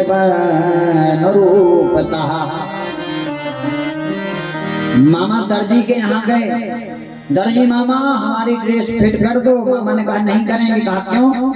बीते युग युग राम जी कीने प्रतीक्षा तो मिथिला ग्रह नहीं आए, आए मुड़े दो। युग युग बीत गया, मिथिला में आपके विवाह के ड्रेस में बना के रखा था कि भगवान आएंगे पहना दूंगा, लेकिन नहीं आए। और आज मेरे दरवाजे आए हैं और तत्काल करें जाना चाहता हूँ, रुकिए पहले पूजा कर लूं फिर पहनाऊंगा। दर्जी मामा ने सुंदर वस्त्र पहनाए और सुंदर वस्त्र पहनने के बाद भगवान चलने लगे। कहा कन्हैया एक कमी और है। कहा सभी लोग माला पहने हैं, हमारे गले में माला नहीं है। सोईतः सुदामनुभव मालाकारश्च जगमतो। सुदामा नाम के माली के यहाँ गए, माली से कहा मामा जी एक एक माला पहना दो। माली ने कहा प्रभु जो अपराध शिव सन कियो सो फल पायो श्याम। यक्ष रहो बन गयो मालिका कीजे कृपा घनश्याम। एक बार गलती की मैंने, कुबेर का पुत्र था, माता पार्वती ने श्राप दे दिया कि इतने सुंदर कुल में होने के बाद भी पुष्पों की बर्बादी करते हो, इसलिए जाओ माली बन जाओ। वही यक्ष का पुत्र सुदामा नाम का माली बना। घनश्याम की कृपा से पुनः यक्ष गति को प्राप्त हुआ। अब माला भी पहन ली है, ड्रेस भी फिट है, आप चल रहे हैं। आहा कितना। और भगवान की टोली को देखने के लिए मथुरा की अटारियों से चढ़ करके स्त्रियां देख रही हैं। अथो ब्रजन राज पंथेन माधव स्त्रियं गृहीतांग विलेपभाजनम। राजमार्ग पर चलते हुए भगवान ने कहा मस्तक में तिलक नहीं है, और एक कुरूप औरत अपने हाथ में चंदन लेकर के जा रही थी। भगवान ने कहा बिलोक कुबजा युवती मरानना प्रपक्षयान्ति हसन्ति रसप्रदः। बिलोक कुबजाम युवती बराननाम। देखिए बरानन शब्द दो जगह ही उपयोग होता है संस्कृत में। बराबर माने श्रेष्ठ, आनंद मतलब मुख, हे श्रेष्ठ मुख वाली।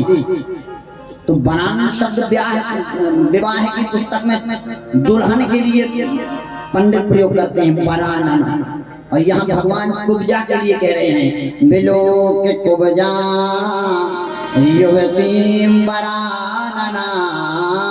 हे कुब्जा, हे सुंदर मुख वाली।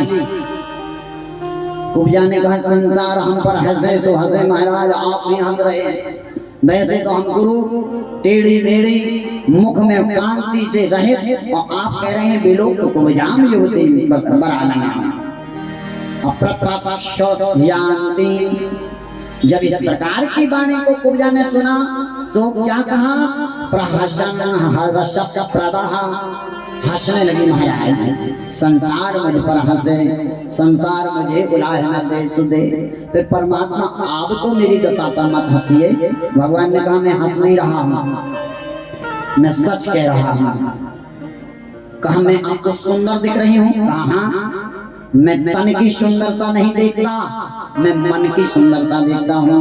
खूब डब साबुन लगाओ, खूब फेस वॉश से मुख धो, और खूब इत्र सेंट परफ्यूम लगाओ, लेकिन ये और खूब साड़ी पहन लगा करके चलो, लेकिन मन सुंदर नहीं है तो तन सुंदर से कुछ नहीं होने वाला। ठंडी के सीजन में एक विवाह कराने के लिए हम गए, अब दो स्वेटर और दो साल हो रहे थे। भाई हमने कहा ठंड ना लग जाए, अब द्वार चार हो रहा था। उसी से जब माताएं कलश लेकर निकले, इतनी पतली साड़ी एकदम मिलाओ। हमने कहा ऐसा कौन सा हीटर इनके पास कि हमें इतनी ठंड लग रही है, और इन लोगों को ठंड। हमने कहा पूछेंगे जरूर। हमने पूछा आप लोगों के पास ऐसा क्या है कि हम दो स्वेटर पहने हैं, जैकेट पहने हैं, साल ओढ़े हैं, फिर भी ठंड सता रही, आपको ठंड नहीं लगती? कहा नहीं महाराज ठंड लगती है, बीमार हो जाएंगे तो हॉस्पिटल चले जाएंगे, लेकिन यदि सुंदर नहीं दिखेंगे तो समझी लोग देखेंगे क्या, इसलिए ना साल पहना है ना स्वेटर पहना है।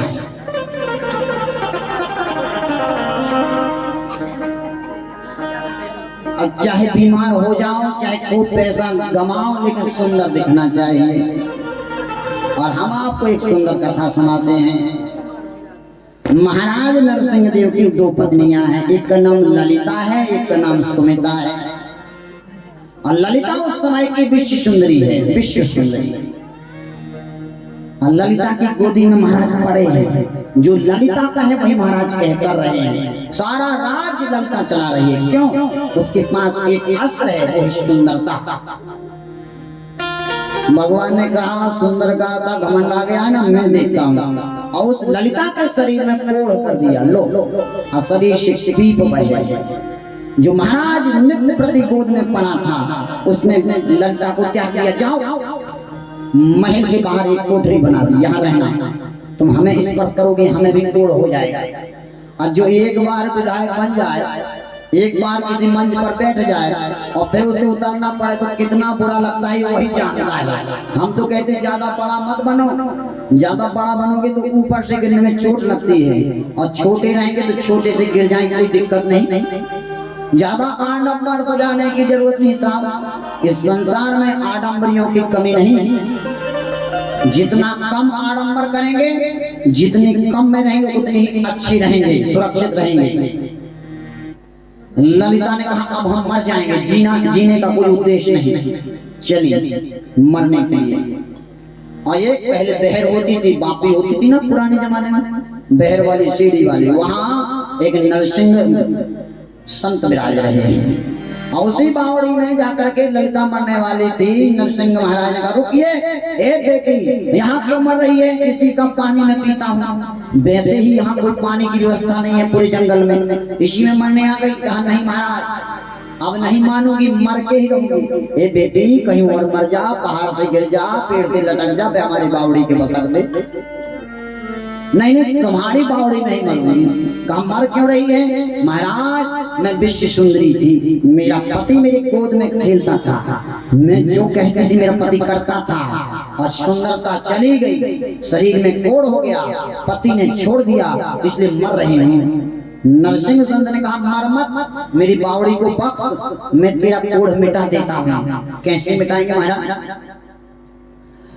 जिस बावड़ी में मरने जा रही है ना, उसी में स्नान करके आ जा, लेकिन एक वचन दे कि इस शरीर का प्रयोग अब संसार के लिए नहीं करेगी, इस शरीर का प्रयोग भगवान के लिए करेगी। अब मैं वचन देती हूँ। अब बावड़ी में स्नान किया, पहले से ज्यादा सुंदर हो गई। भगवान नरसिंह से मंत्र लिया, अपने राज्य को लौटी। और जब सुंदर स्त्री ललिता को देखा, राजा ने कहा आहा पहले से भी सुंदर है। जैसे उस रानी के पास आए, तो उस रानी ने कहा हटो, क्या कह रही है? देख लिया संसार हमने, देख लिया, देख लिया संसार हमने, देख लिया, देख लिया संसार हमने, देख लिया, देख लिया संसार हमने, देख लिया, सब मतलब के यार हमने देख लिया, सब मतलब के यार हमने देख लिया।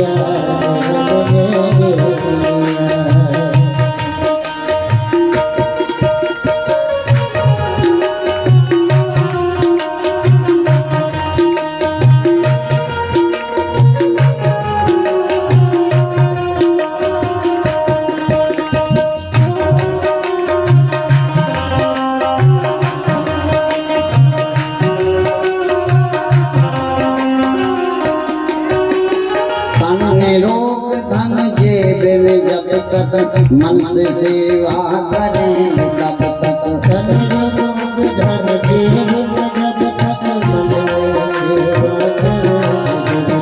धन में रोक धन जेब में जब तक, मन से सेवा करेंगे तब तक,